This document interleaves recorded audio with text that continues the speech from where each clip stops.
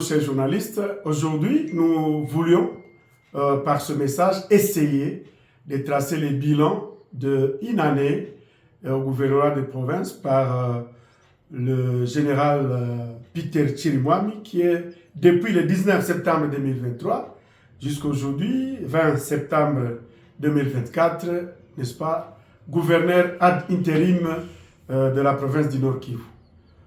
Nous avons souligné quand même 3 points avancés, ça veut dire quelques points positifs qu'on peut lire.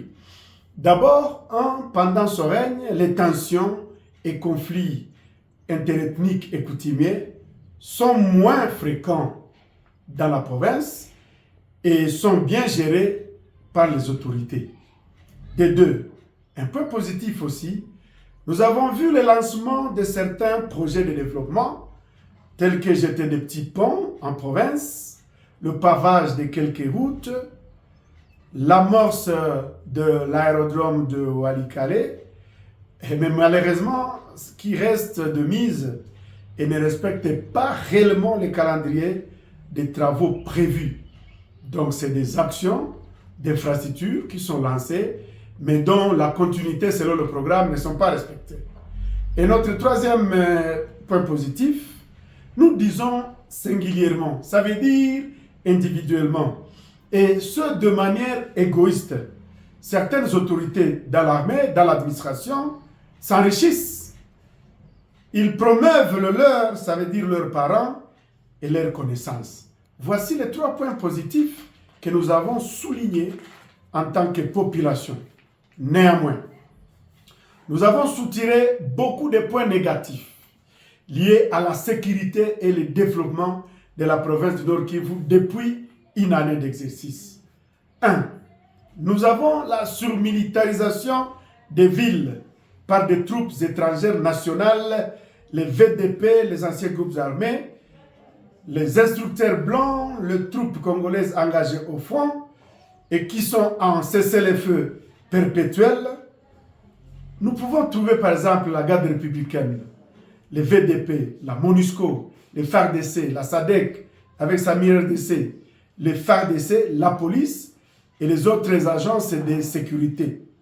Ceci a créé de l'insécurité au sein des populations civiles et ceci, mais qui n'est pas confiance aujourd'hui avec la population. Beaucoup de militaires, mais nous ne gagnons pas les entités. 2. Il y a eu hausse historique de cas de tués, de assassinats, de morts que nous enterrons officiellement, quelques kidnappings, la circulation incontrôlée d'armes et des unités de police et de l'armée. 3. Arrestations et poursuites arbitraires de notables, de députés, de défenseurs des droits humains pour de prétendues et supposées collaborations avec les rebelles et sous des comptes à rendre. 4.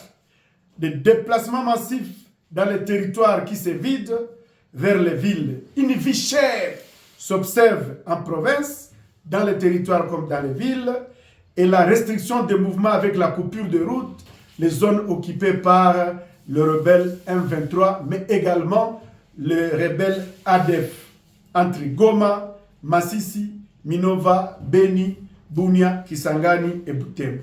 5. Des échecs criants et des replis stratégiques dans Rutshuru, dans Lubero et dans Masisi devant les ennemis ADF, M23 RDF, UPDF inclus, mais aussi AFC. Ce qui crée une désolation, n'est-ce pas, et le manque de confiance entre la population civile et les forces de défense et de sécurité qui n'arrivent pas à les sécuriser. 6. Des tracasseries fiscales, judiciaires, policières et la mesure de non-circulation de motos à Goma à 18h ne font que plonger la population dans la misère, la vulnérabilité et la pauvreté. 7. L'autorité de l'État n'est pas rétablie. Les entités tombent auprès des rebelles, les groupes armés sont devenus plus actifs et on assiste à une insécurité qui aujourd'hui ne dit pas son nom. 8. La prise de mesures sécuritaires non adaptées à la réalité. Par exemple, A.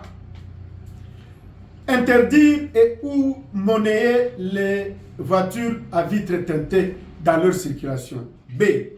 Présenter les présumés bandits par les mairies et des réseaux dans les réseaux sociaux sans d'abord être entendus et preuve de leur culpabilité. C. Interdire la circulation des motos à gomme à partir de 18h. D. Demander l'identification des militaires auprès des chefs de quartier et d'avenue, munis aussi de leurs armes et leurs munitions. D.